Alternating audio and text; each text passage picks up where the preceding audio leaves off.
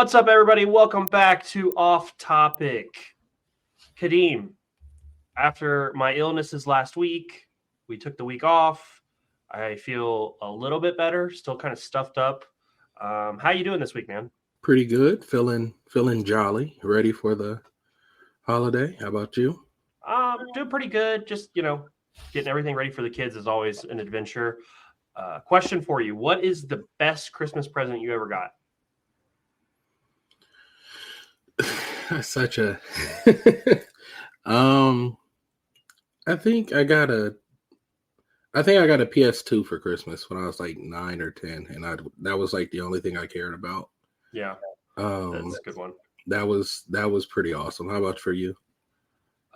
Probably, I think I'm 2 years older than you are. So I got an N64 for Christmas at the peak of N64s. So that was like massive to me because that's when GoldenEye was huge. Like Smash Bros was really huge back then. So yeah, that was probably the N64 was probably my all-timer. But I do recall getting a PlayStation 2 maybe that was for a birthday or something, but definitely an N64 was the highlight of my Christmases as a kid. Kadeem, we got 2 theories for you this week, and then I've got one fun thing that I saw on Twitter. We're going to start off with saying thank you to the Roundtable Mindset. They emailed the show this past week, sent us a podcast to look over and get some conspiracy theories / religious theories off of, because we haven't really done any religious theories yet. So we're going to start, do some of that. So guys, we are doing a podcast on that eventually. Just got to do some more research and get a little bit deeper into that interview and figure out how we want to spin that in our own way. This week, I do have one that kind of teeters on religious and non-religious. So we'll see how that one goes. But Kadeem, first, I wanted to ask you, off the top of your head, okay, who is the most dangerous human being that you can think of?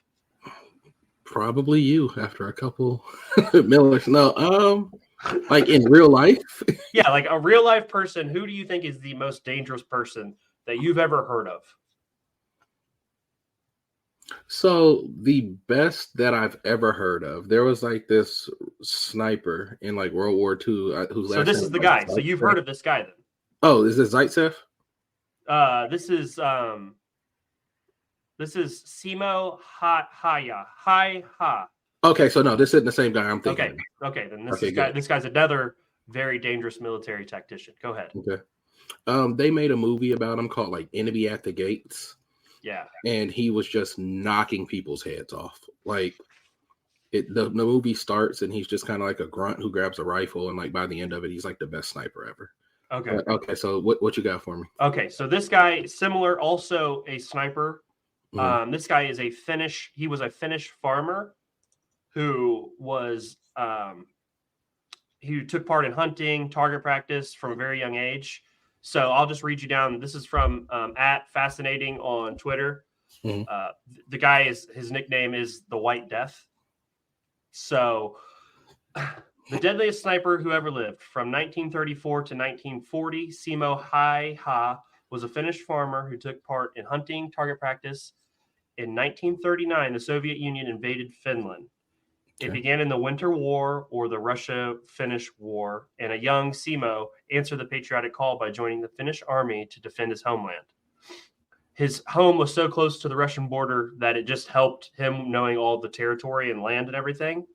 So at his heyday, at his prime, he was an incredible marksman, obviously. He could fire 16 rounds per minute while hitting his target. With his exceptional... and he used a bolt-action rifle to do that, which is even more insane. Right. Okay.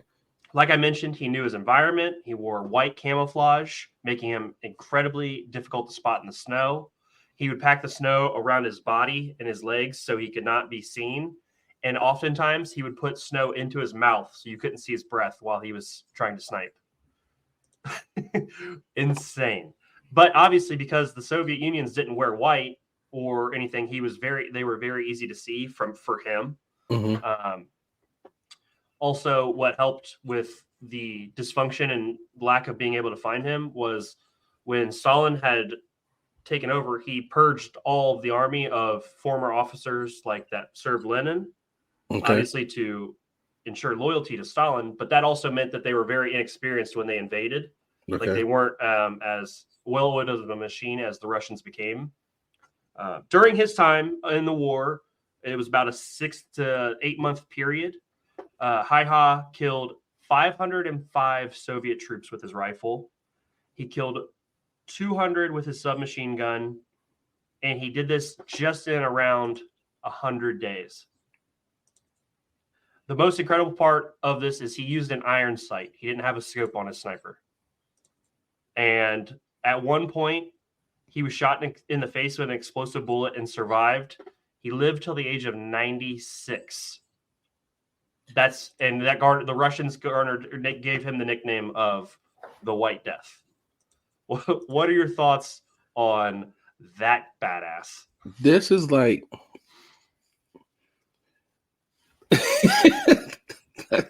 that's 500 people with a rifle and 700 with a machine gun or with a submachine gun in 100 days.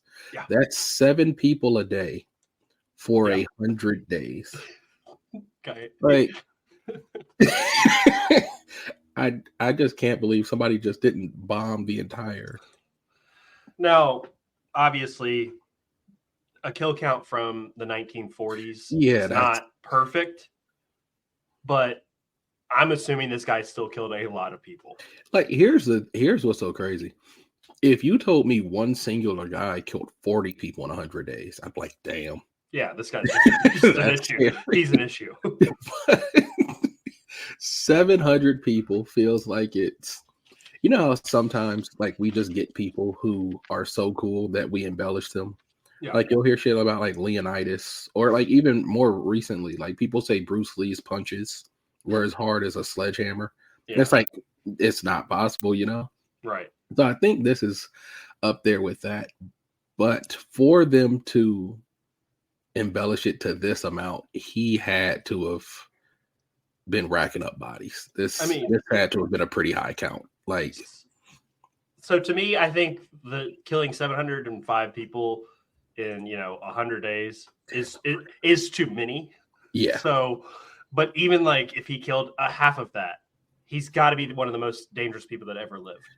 I would say realistically, and this is just me guessing based off nothing but hearing the story, he probably got, if I had to guess, between 50 and 100. Yeah. And then that's just so many fucking people that the legend just kept growing. When I heard that he would like bury himself into the snow and even put snow in his mouth, like to cover himself even more, I mean, I knew that this guy was the one. Like, that's fucking terrifying. And it's really easy to believe that you have somebody who lives and works their own land and just, has a natural ability to shoot. And then, through hunting or, scaring off predators from their cattle or something like that, just kind of hones that ability, becomes a really good shot. Like you said, if you know the land well, I don't see why you couldn't, pick spots where you're just going to be able to pick people off pretty easy. Mm-hmm. But I'm going to tell you 700 people. And I just think whatever early prototype of a nuke they have is just getting sent in that direction. Like, they're just, no one person's supposed to be that dangerous. I'm with you on that. I just thought it was a really, really cool thing. It made me think of Shooter, when Mark Wahlberg's hiding in the snow and moving from spot to spot. That's a good movie. Yeah, so it just made me like think of that scene where he's just dropping people. So yeah, I thought that was a really fun way to kick off the show this week with a badass. First theory of the week. Okay. I'm just gonna name it Paul's Dead. Okay. Do you know any famous Pauls? I'm sure I do, and for some reason I can't think of one. All right, that's McCartney. Okay. Paul McCartney. Okay. Bingo. All right. So, background to the story. Paul McCartney and the Beatles recording in the studio during the 60s when a disagreement broke out, causing Paul to get up from the studio angrily and leave while getting into his car. Mm-hmm. During the car ride, he was in an alleged car accident, leaving him decapitated. Now, to spare the pretty much entire world of the grief and agony of losing Paul McCartney, the Beatles and the British intelligence agency found a near perfect lookalike to replace Paul McCartney from that point on. This theory really took off in 1969 when people started to see like subliminal messaging from the Beatles and things like that. They started to like really see different images. So this theory started in Detroit, Michigan. There was a disc jockey by the name of Russ Gibbs, had a caller tell him to put on Revolution 9 backwards, and it says, "Turn me on, dead man." And obviously, Paul is the dead man. Mm-hmm. The clues kept appearing, and throughout time, people have always Paul's kind of played into it himself by, coming on interviews, doing different things like that. So far, what do you think about Paul McCartney dying in a car crash in the 1960s?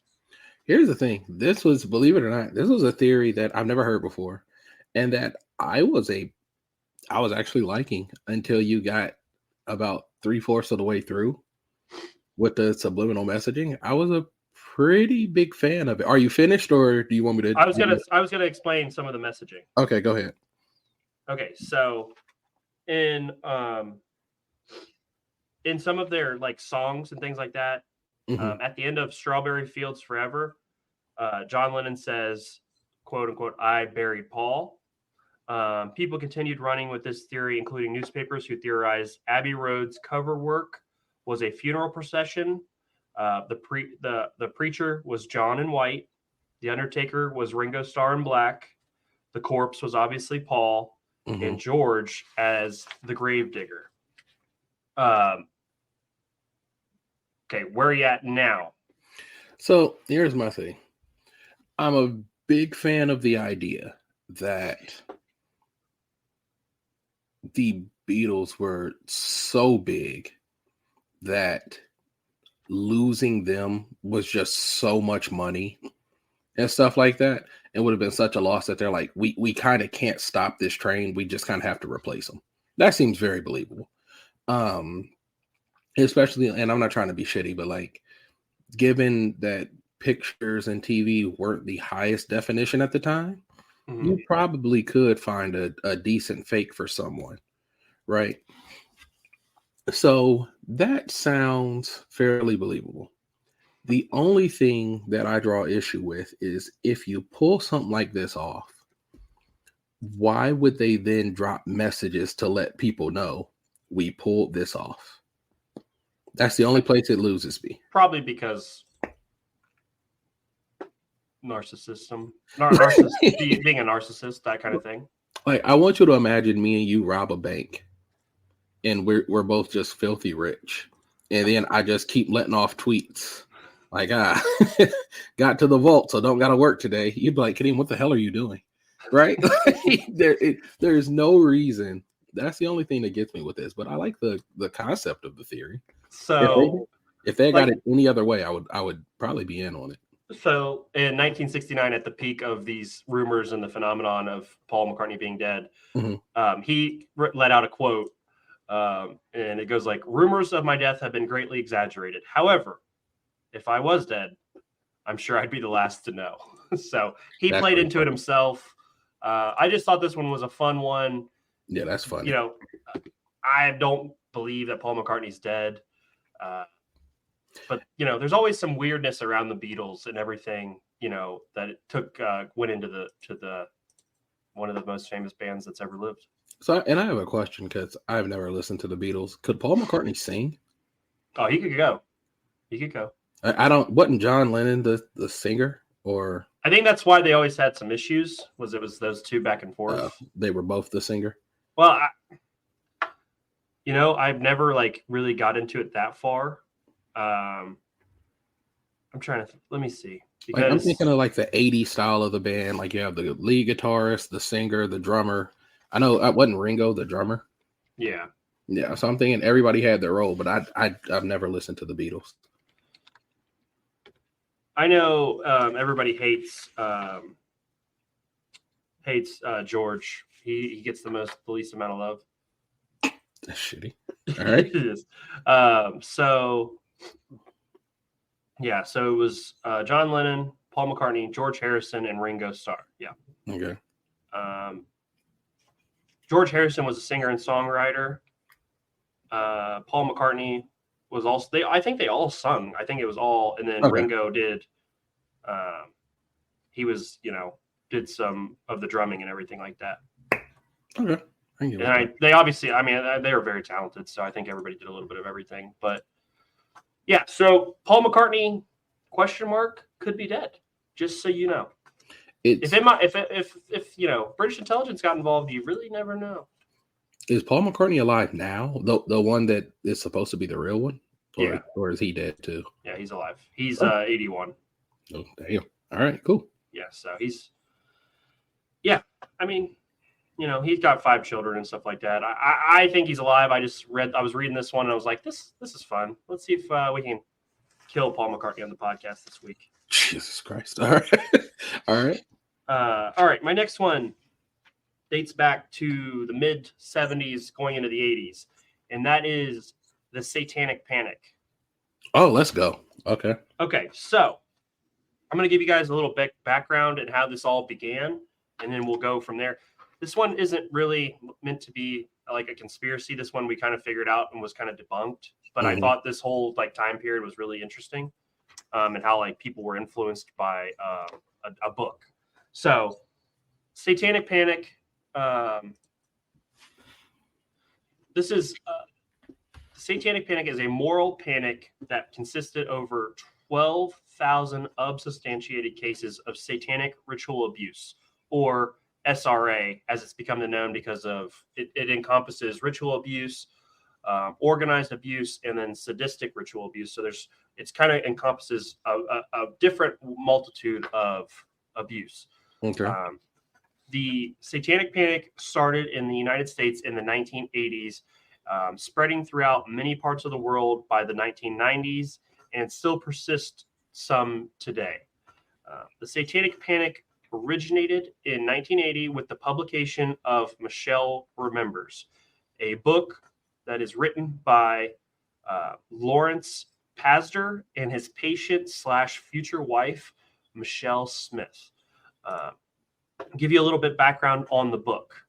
The book takes you through the journey, starting in the 1970s, of psychiatrist Lawrence Pasder and his therapy with his patient and, like I mentioned, future wife, Michelle Smith. Okay.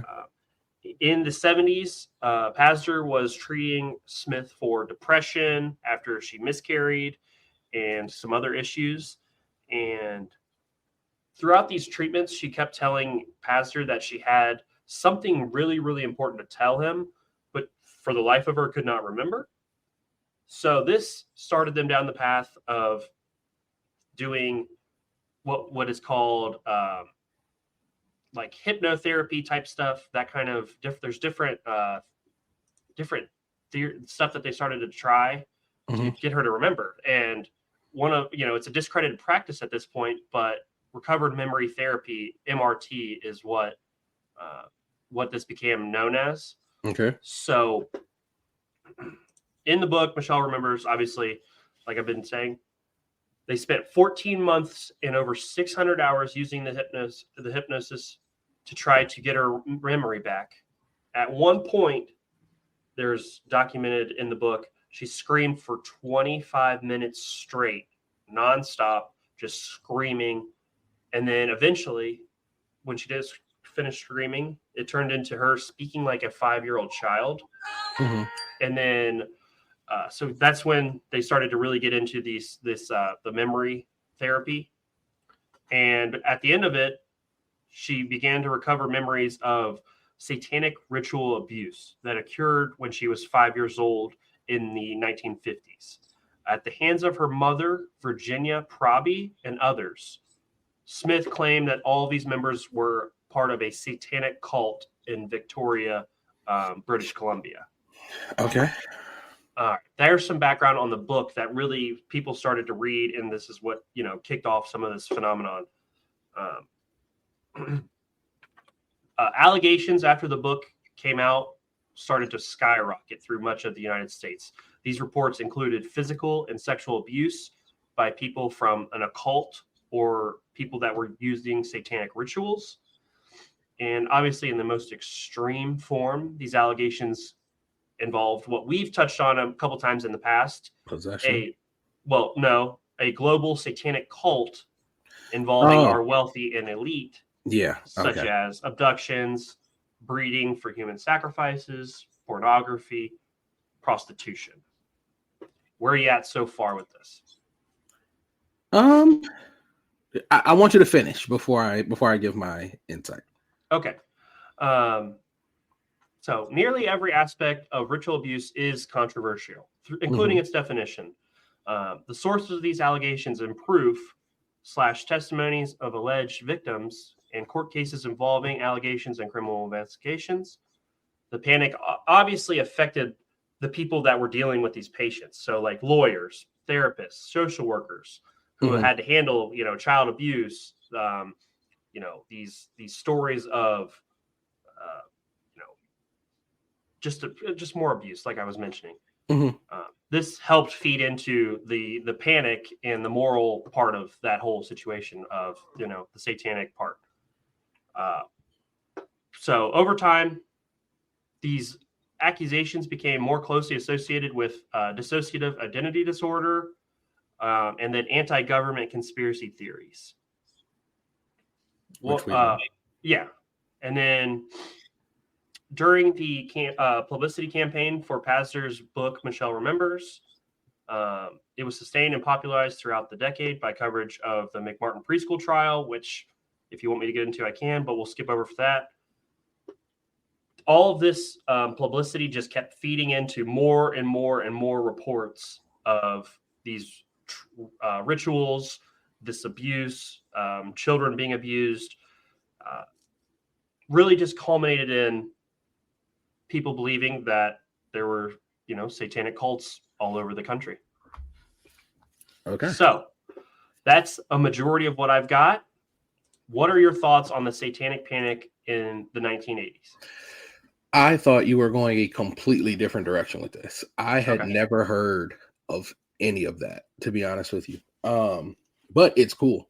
Oh, did you think you were going into what's his face? What? So when I heard Satanic Panic, or when I think of Satanic Panic, what I thought of, what came to my mind is like how anything new or rebellious seemed to be linked with evil. Like where there was a point when they thought like, rock and roll was satanic. You know what I mean? Like, so that's what my mind went to. And I thought that's what we were going to go over. But I mean, I think kind of from the beginning of time, people with mental issues have been accused of being possessed or being influenced by, evil or some shit like that. Like, I think they used to just give people ice pick lobotomies to fix shit like that. And it's really terrible. So that doesn't shock me. I'm obviously not going to give a bunch of credence to what sounds like they tortured a young lady until she, said the devil hurt her. So, I'm not going to put too much belief in that. But as far as, and then I think what you touched on, Nader, is you said, after that came out, stories of it started popping up everywhere saying, oh, me too. Oh, me too. So as far as that, I think I don't think either of us believe, that was really going on. I do think that it is there. I think there are a lot of cults. Well, I guess I'm not going to say a lot, but I think there are cults that harm people. There was one that I watched on HBO. I think it was called Nexum. And like the reason I watched it is because, as you know, I'm a huge Superman fan, and one of the main characters from Smallville, the show I watched, was like arrested for being in it. Yeah. And like bringing young ladies into it. So I'm not oblivious to the fact that there are cults that, you know, profit off sex for young women and probably mutilate people and all that. That's super real. I'd actually love to talk about that for a whole show one day. Okay. But this particular one, yeah, I'm not as fair, but I thought you were going a completely different direction when I heard Satanic Panic. Okay, so because of the time period, I called my grandma and asked her like how widespread and how real it really was, like how people were acting, and she said it definitely reached it definitely was a broad, like a wide topic at the time, because everybody was like just so much less informed that this book, came out and nobody really knew what was going on. So in this, she lived in Minnesota at the time, which is kind of, a whole different area than like California where all this was being mentioned. So she said it definitely was a topic of discussion among like her and her friends and things like that when they were at that age. So there is a little bit of, credence to all that kind of stuff, but I don't think, obviously I don't think to the extreme of 12,000 cases. Yeah, there's a reason it says unsubstantiated cases in the spots that I was doing my research. But hey, Satanic Panic, man. I thought it was an interesting that was happening in the 80s. So what is it called, or is it still called Satanic Panic? Like when people said like rock and roll music was evil and was, of the devil and shit like that. Is that still just a form of that, or is that just? I'm guessing that's just put into the grouping, not that it's like not the same thing. Exactly. I think that was probably more prominent in the 70s, though. So like Ozzy Osbourne, though, wasn't he big in like the 80s, or I have no idea when his. No, I think he was the 70s. Oh, was he? Okay. Let me double check. Because I know he was called like the Prince of Darkness, and like people thought he was like the spawn of Satan and shit like that. Rose to prominence during 1970s as lead vocalist of Black Sabbath, where he adopted the nickname Prince of Darkness. And because like stuff like that, like I was on, I saw two people debating on TikTok, and they were debating just like the craziest topics. And one guy said like, wait, you think you don't like anime? Why? And he was like, I think it's satanic. And he was like, why do you think anime is satanic? He was like, I don't know anything about it, but I think it's satanic. I'm like, that's like people when we were young. Like I felt it a little bit when I was young. People used to freak out about Harry Potter. Like religious people would freak out because they thought, like it was like devil worshipping type stuff. And they wouldn't let their kids read Harry Potter. They wouldn't let it be read in class. Like it. That's a very similar topic. So Harry Potter, I knew kids who weren't allowed to trick or treat. Well, because that was, but you know what always got to me? I've heard people who weren't allowed to read Harry Potter, who weren't allowed to trick or treat, shit like that, because that's witchcraft, it's pagan, it's evil. Yep. But these people would still watch the Olympics. Like the Olympics stem from a pagan festival and everybody still watches the Olympics. I've never heard a religious person say, why are the Olympics being shown on TV? Why do we watch the Olympics? Because that's the Olympics started as a Greek or a summer festival for the gods. Like you would do it to please the gods. You know what I mean? I agree. I'm with you. But I think that's also, they're using an excuse for something of they're being overprotective and like thinking they're doing the best for their child. I think they're willing to overlook athletics. But I do understand what you're saying. I think it's hilarious because the way you've framed it, but I'm at the same time I think they're just trying to, but it's stupid both ways. Yeah. It's idiotic either way. But I also think if you in those time periods, if you said you were anti-Olympics, you're probably getting called a communist and you're getting blacklisted. That would make sense. I get what you're saying though, but you're definitely getting put on a list if you say you're against the Olympics. All right, I think because our listener emailed in the topic for the more religious one. I think that'll be what I cover, and I think I'll just try and find more religious based conspiracies all around. Yeah, that seems like I think I'll be able to find some fun stuff with that one. Yeah, I just felt like when I was doing it. So the email was obviously the roundtable mindset. We appreciate you guys reaching out. We really appreciate a lot of interaction we're getting on Facebook. Appreciate everybody reaching out to us on there. What they sent us was a podcast from the author, Dr. Michael Lake of the Shinar Directive. And they talk about the occult. They talk about different things like that, the Tower of Babel. So there's a lot of different stuff in there. I just felt when I started looking into it, I got stuck just trying to figure out which way to go. So I sent you the podcast, and I'm hoping you can get a little bit more fleshed out, because I look forward to hearing more about that topic. So yeah, going forward, you're taking over next week. I think after that, maybe we bring Jenna back for some craziness, if that works for you. I'm always down for craziness. And then, guys, this has been the Off Topic Podcast. We will see you guys next week. Thank you again for everybody who listens. If you do listen, leave us a review. That helps us get more people watching the show. Kadeem, got anything else before we get out of here? Just happy holidays. Everybody stay safe. Yep. Definitely enjoy your holiday. Have a Merry Christmas. If you don't celebrate Christmas, fuck off. I'm just joking. Enjoy what you celebrate. I don't care. Enjoy what you celebrate. I just wanted to bring a little bit of comedy to the end of the podcast. Have a great holiday, Kadeem. See you later, buddy. All right, man.